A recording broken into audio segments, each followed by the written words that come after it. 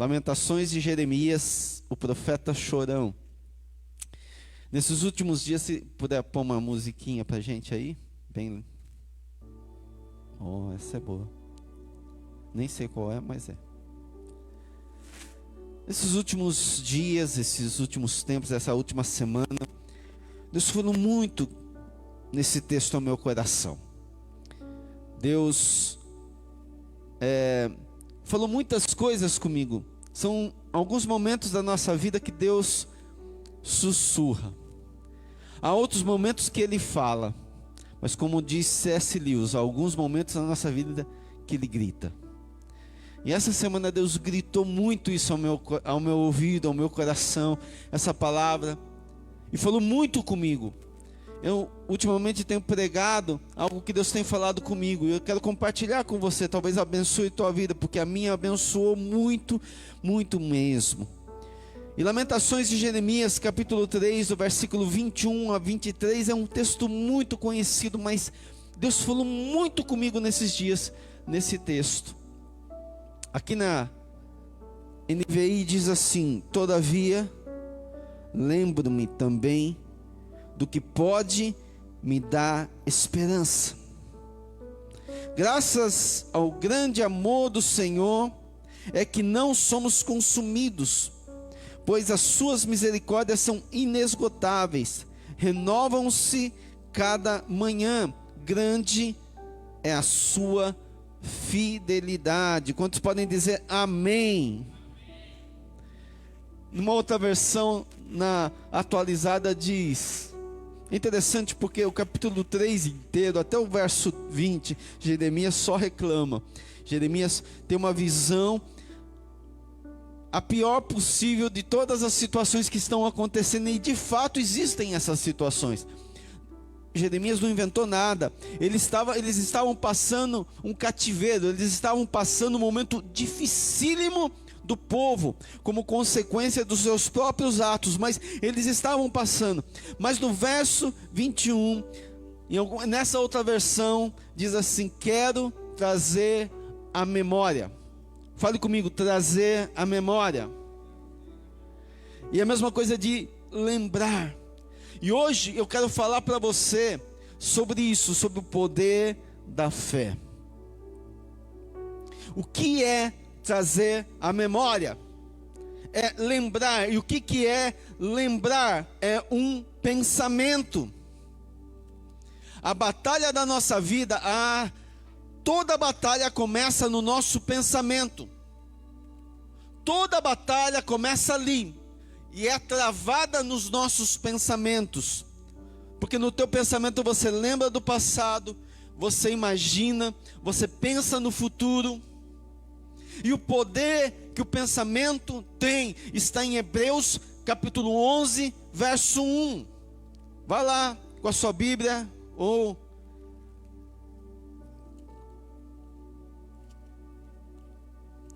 Hebreus 11, 1, aqui.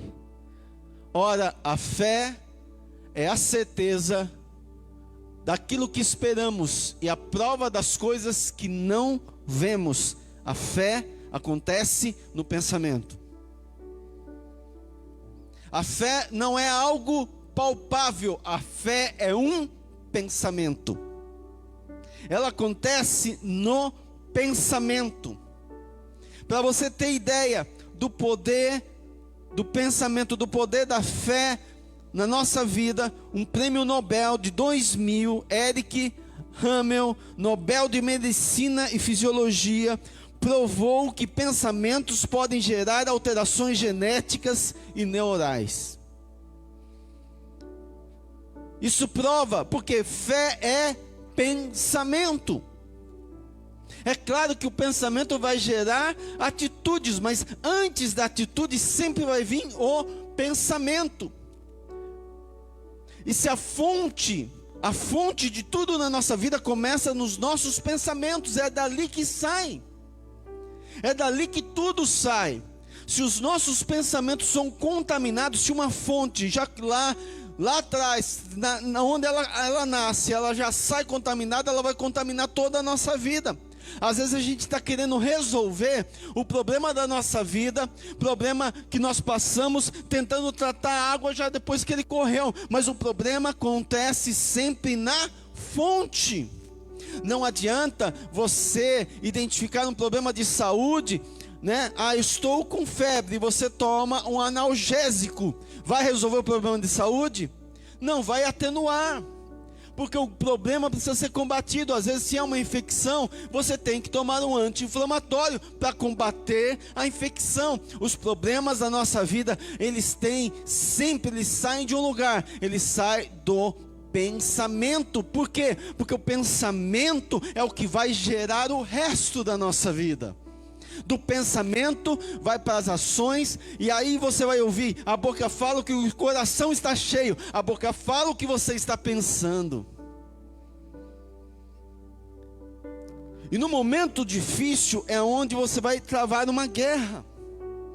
No momento difícil é onde você vai entender os princípios, e ali começa. E por isso que esse texto diz: eu quero trazer a memória. O que ele está dizendo? Ele está dizendo que eu vou pensar naquilo que me dá esperança. Eu vou me lembrar daquilo que me dá esperança. Não adianta você querer ter uma vida, combater a tristeza. Você precisa primeiro combater os pensamentos de derrota, os pensamentos de frustração. Não adianta você combater a angústia, não adianta se você não mudar o seu pensamento. E a palavra de Deus tem uma palavra no grego que diz sobre mudança de pensamento, que chama metanoia. Quando Jesus vem, ele fala: precisa acontecer uma metanoia. O que quer dizer? Mudança de mentalidade, mudança de pensamento. Olha para a pessoa que está aí, se é teu esposo, tua esposa do teu lado, e diz assim: mudança. Aponta para a cabeça: mudança de pensamento. O que é mudança de mentalidade? Mudança de mentalidade é mudança de pensamento. Quando nós passamos pela adversidade, há um bombardeio na nossa mente. Do que? De tudo que pode ser ruim. E a gente começa a ter alguma coisa, a lembrar do passado. Nós começamos a imaginar coisas ruins, e nós começamos a pensar no futuro de forma ruim. E isso é ansiedade, é você pensar. E por isso que nós estamos, eu não sei se vocês sabem, mas eu li recentemente um artigo que diz que o Brasil está se não é o primeiro hoje, é o primeiro lugar em doenças, por causa de doenças psicossomáticas, somatizações, depressões, angústias. E eu fui atrás porque eu comecei a falar: Senhor, eu quero saber sobre isso. E eu li um artigo também de medicina, porque é interessante. A doutora Teresa Albelli, uma PhD, provou que o pensamento bom, e eu coloco aqui, de fé, produz serotonina. A serotonina atua regulando o humor, sono, apetite, ritmo cardíaco, funções cognitivas. Por isso, quando não se encontra, ou quando se encontra em baixa concentração, pode causar mau humor, dificuldades para dormir, ansiedade e depressão. E a minha pergunta para você hoje é: quais são os pensamentos que trafegam na sua mente?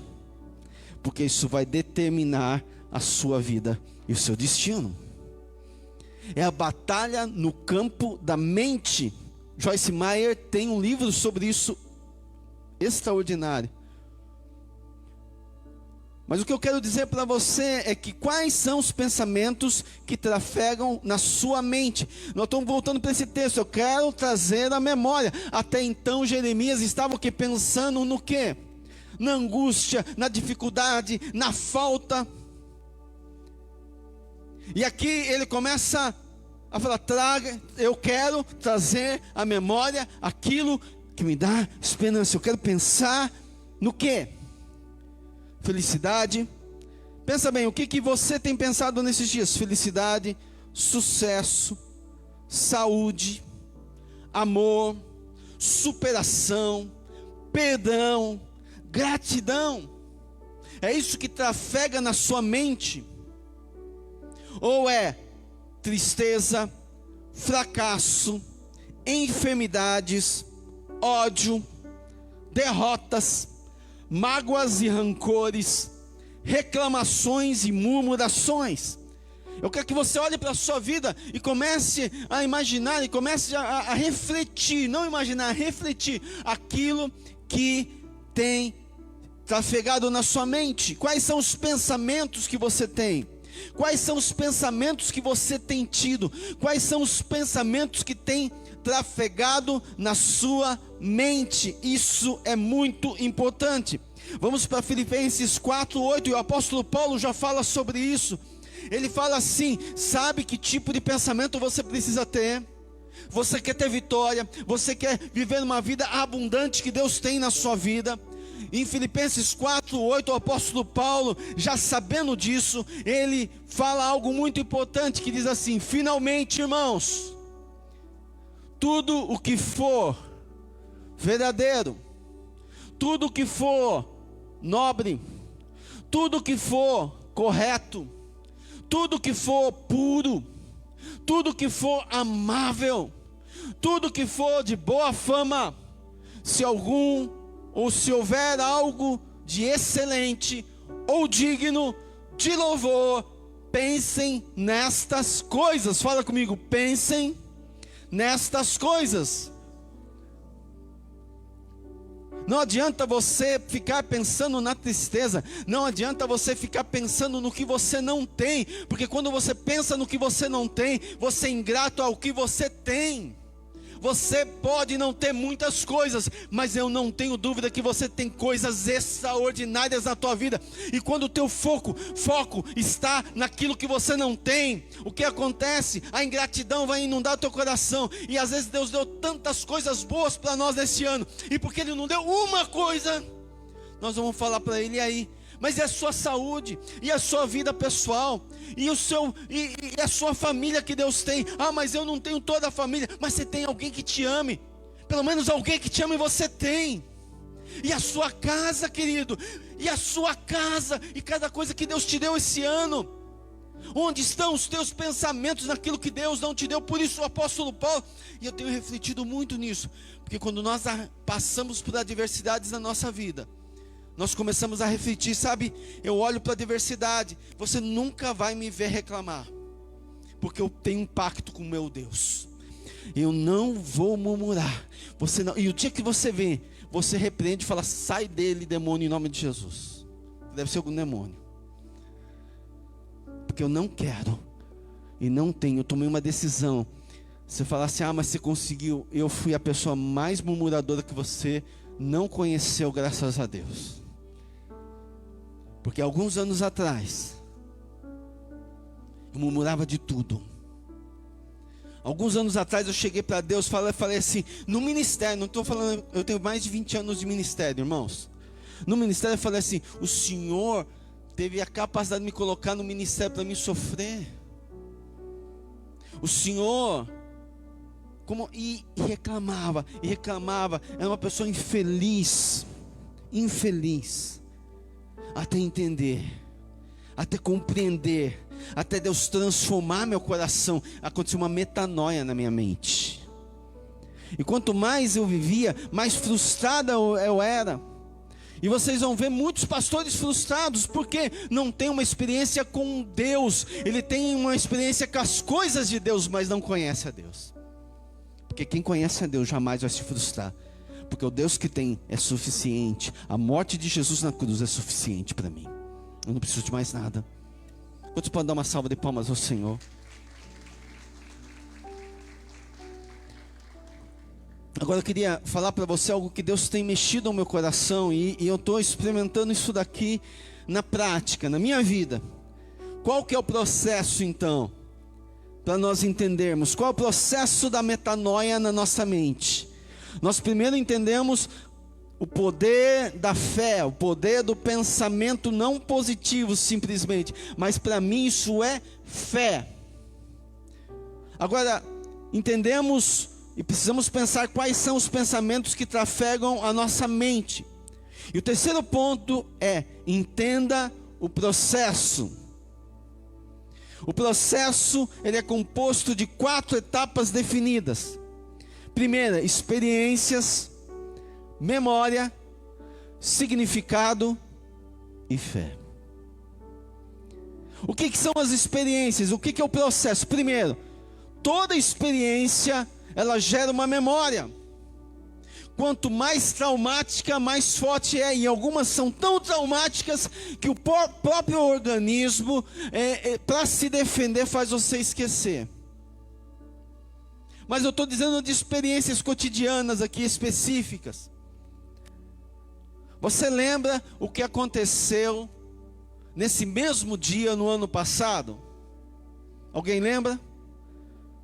Que dia é hoje? Dia 31, dia muito, você pode lembrar, porque é um dia reforma protestante, né? Porque nós não cremos em Halloween, mas hoje é um dia especial para nós, o dia da reforma, onde Martinho Lutero, ele crava as 95 teses na porta do Vaticano. É um dia especial, né? O meu credo vem dali, nós somos protestantes. É um dia para celebrar mesmo a vida de Lutero, os seus pensamentos. Nós somos muito abençoados. Mas, vamos lá, dia 10 de janeiro de 2019. Alguém lembra o que estava fazendo? Não, né? Ninguém lembra. Mas em 11 de outubro de 2002, é 2002, né? 11 de setembro de 2002, alguém lembra? Vocês lembram? Por que você lembra? Porque aquilo marcou. Aquilo foi um episódio que marcou. Eu lembro onde eu estava. Eu me lembro onde eu estava. E vocês não são desse tempo, mas dia 1º de maio, quando Ayrton Senna faleceu. Como eu recebi a notícia? Porque aquilo marcou. Eu sempre fui muito admirador do Ayrton Senna do Brasil. Chorei muito no enterro dele, né? Isso é para gente mais velha, né? Então você teve experiências, e algumas realmente marcaram você. Uma surra do seu pai, um abandono da sua mãe ou do seu pai, falta de carinho, um abuso, uma humilhação que você passou. Essas coisas, essas experiências, elas vão marcar, e nós vamos ter com maior facilidade acionar a nossa memória. E essas experiências todas vão gerar uma memória. Agora, o que você vai fazer com a memória? Você teve experiências negativas na sua vida. Não existe ninguém que não tenha tido uma rejeição. Você foi rejeitado, amém? Não tem jeito, gente, é a vida. Alguém te rejeitou. Um professor pode ter falado algo para você, teu pai pode ter te rejeitado, tua mãe pode ter se esquecido de você, como os Salmos diz. Alguém pode ter dado uma palavra ruim para você. Você pode ter sofrido algum abuso de autoridade, abuso de poder. Há vários tipos de abuso que você pode ter. Isso marca a sua vida. São experiências que vão marcando a nossa memória. São experiências. Mas o que nós precisamos aprender? Tiago 1, verso 2 e 4. Aprender com as dificuldades, que elas não são, eu preciso dar um significado para isso. A dificuldade não foi para me destruir, a dificuldade foi para me fazer alguém melhor. Por isso que Tiago, capítulo 1, toda dificuldade na tua vida é com um objetivo. Deus está mais interessado no propósito de fazer alguém melhor do que nas situações que você passa. E toda situação que você passou, Deus já te deu vitória em nome de Jesus. 1 Coríntios diz isso. Não vos sobreveio tentação que não fosse humana, mas Deus juntamente com a tentação te deu livramento. Ah, mas a minha história é difícil, a minha história é complicada. Eu pergunto para você, se é a pessoa que estivesse do teu lado contasse a história dela, você ia chorar. Porque todos nós temos dificuldades, todos nós temos experiências terríveis na vida. Eu conheci o inferno, eu sei o que é lá dentro. Eu sei o que é chorar, eu sei o que é clamar. Nós passamos por adversidades e você passou, está passando e vai passar, porque no mundo tereis aflições. Nós precisamos aprender um princípio aqui. Tiago 1:2, tende por motivo de toda alegria, não alguma alegria, o passar por várias provações, porque a provação da vossa fé, uma vez confirmada, produz perseverança. E a perseverança, verso 4, deve ter ação completa, ciclo completo, não pode ser pela metade. Quantos podem dar uma salva de palmas ao Senhor?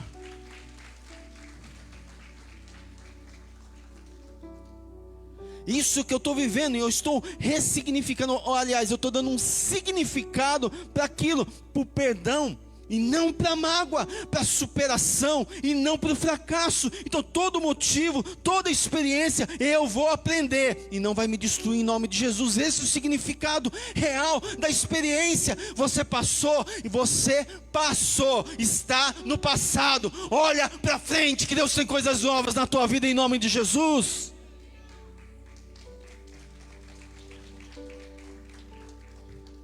Agora você teve a experiência, isso gerou uma memória, você deu significado, você perdoou aquela pessoa que te humilhou, que pisou em você, que disse para você que você não seria nada.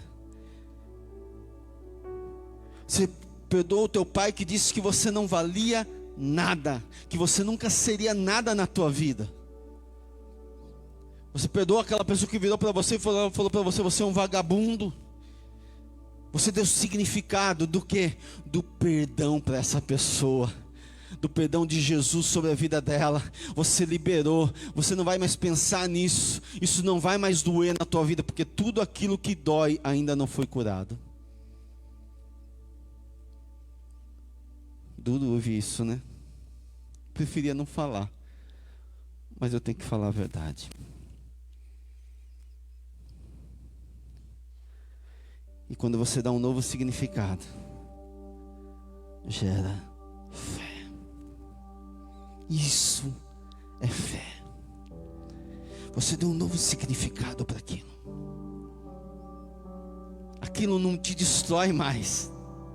Você está entendendo? Golias não te destrói mais. Ele deu um novo significado. Golias promove Davi. Isso é fé. Talvez Davi tinha que pensar na frustração que ele teve quando ele foi esquecido de tudo e de todos. Davi pode ter pensado se ele esqueceu ou se esqueceram dele naquele jantar. E a pior coisa do mundo é quando as pessoas esquecem da gente. Alguém já passou por alguém esquecer algo especial, esquecer um compromisso, esquecer seu aniversário? Dói, né? Eu dei um novo significado quando isso aconteceu comigo. Eu andei longe dos caminhos do Senhor muito tempo não, alguns anos. E quando eu saí dos caminhos do Senhor, teve um dia que eu estava perdendo tudo já. Eu tinha empresa, estava perdendo a empresa. E quando a gente vai perdendo tudo, a gente perde tudo de verdade, até os amigos. Porque os amigos queriam só me levar a coisas ruins, mas eu não tinha mais nem dinheiro para ir. E eu lembro que estou chegando perto, né? Dia 6 está aí. Foi o meu aniversário.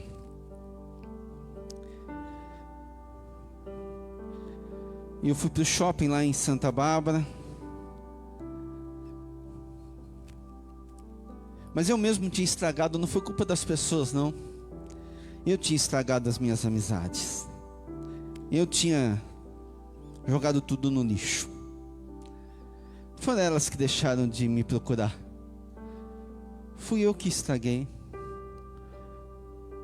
Quando a gente se torna insuportável, ou quando a gente... Eu não culpo as pessoas não. que eu estava sozinho naquele dia, no meu aniversário, e ninguém lembrou.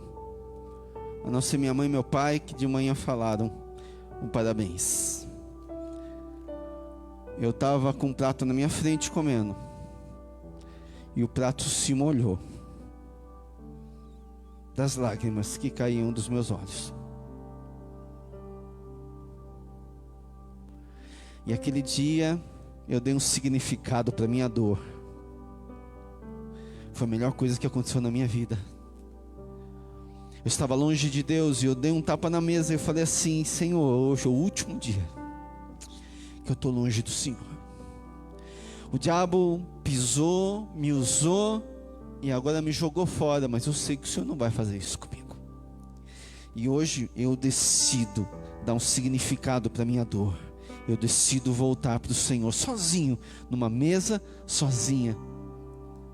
Levantei dali e nunca mais fui o mesmo que eu era quando sentei, porque eu dei um significado e aquilo gerou fé. Hoje eu tenho aprendido que as dificuldades, as situações ruins, as enfermidades que nós passamos, elas precisam dar um significado e precisa ser fé. E eu quero desafiar você agora, porque todo problema é uma oportunidade para você de exercitar a sua fé. Eu quero que você faça um exercício. Aqui, ó, desse lado aqui, você vai fazer na sua mente isso, tá? Desse lado nós vamos dar nota 10, ok?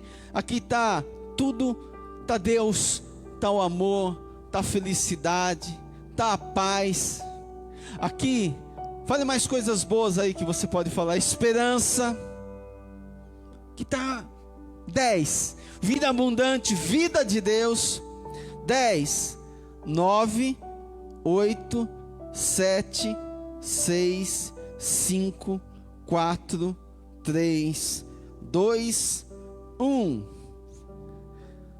De 0 a 10, quais são os seus pensamentos de vida, de esperança, de paz? Ou, aqui já vai menos 1, menos 2, menos 3, menos 4, menos 5, menos 6, menos 10. Aqui está o ódio, a incredulidade, o diabo, a mágoa, o rancor, a tristeza, a angústia. Tudo que você pensar de pensamentos ruins estão aqui. A morte, a guerra, os conflitos. Por um minuto agora você vai pensar: onde está trafegando o seu pensamento? São pensamentos de 0 a 10. Dê uma nota para você, só você vai saber disso. De 0 a 10, dê uma nota para você onde está trafegando, porque onde trafega o seu pensamento é para onde você vai. É tão forte o pensamento que teve uma pesquisa de um outro PhD, para fechar, cientificamente falando, que fez um experimento com exercícios físicos, só que em vez da pessoa fazer o exercício físico, ela ficou pensando por 6 semanas que estava fazendo um exercício só com o pensamento de trapézio. E ele, por 6 semanas, ele gastava 1 hora por dia. Várias pessoas gastavam 1 hora por dia. Por 6 semanas eles não estavam fazendo exercício, eles simplesmente estavam exercitando com a pensamento. Cientificamente foi comprovado que depois de 6 semanas aumentou a massa muscular em 13,5% em média, só com a força da imaginação. Sabe por quê? A nossa mente não identifica o que é real, o que é irreal. Ela não sabe fazer essa diferença. Se até, e agora eu vou entrar cirurgicamente no teu coração. Provérbios 23, 7 diz assim: assim como imagina em seu coração, ele é.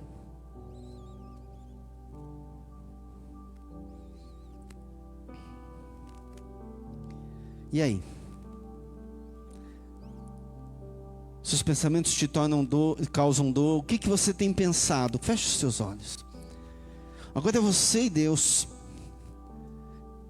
Onde tem trafegado os seus pensamentos? E é por isso que você fala assim: eu não sei de onde vem essa tristeza, esse desânimo que eu estou passando. Eu não sei de onde vem essa angústia. Eu não sei esse vazio que eu estou sentindo. Estou sentindo um negócio. No que você tem pensado? Naquilo que te traz esperança? O que trafega pelos seus pensamentos? A enfermidade, ela está lá. Nós não estamos dizendo que não existam. Ela pode estar lá. Como nós dissemos agora, eu não estou só. A tempestade vai estar lá. Quando Jesus estava naquele barco, Jesus estava na tempestade. Nós não estamos negando a tempestade, mas nós estamos focando que Jesus está no barco. E que você não está só, que Ele não te deixou só.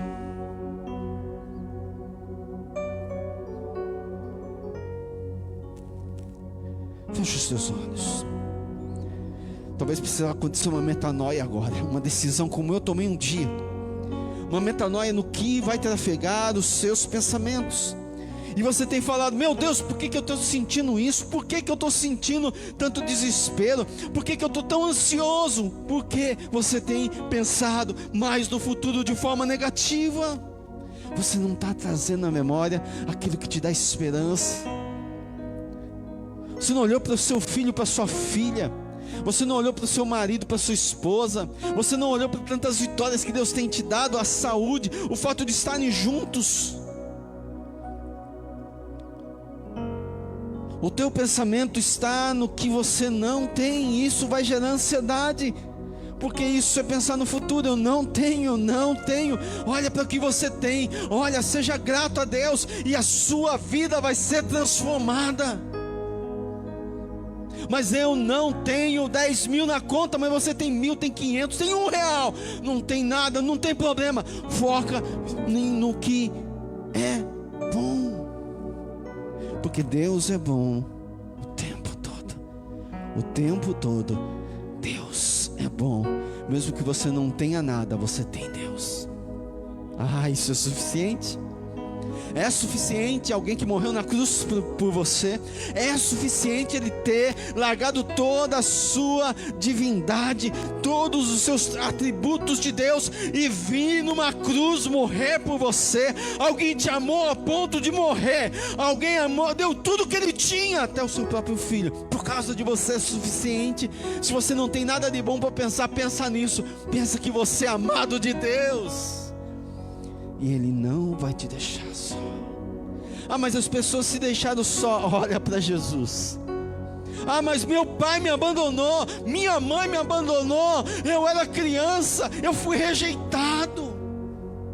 Mas Deus não te rejeitou, e Deus não te abandonou. Não. Você precisa tomar uma decisão que vai transformar a tua vida. Você que está nos assistindo pela internet, Deus está falando com você, precisa mudar. Se você continuar assim, querido, se você continuar desse jeito, reclamando de tudo, olhando tudo que você não tem, olhando só as coisas ruins, o ser humano gosta disso. O ser humano gosta de coisas ruins, por isso que notícia ruim vende.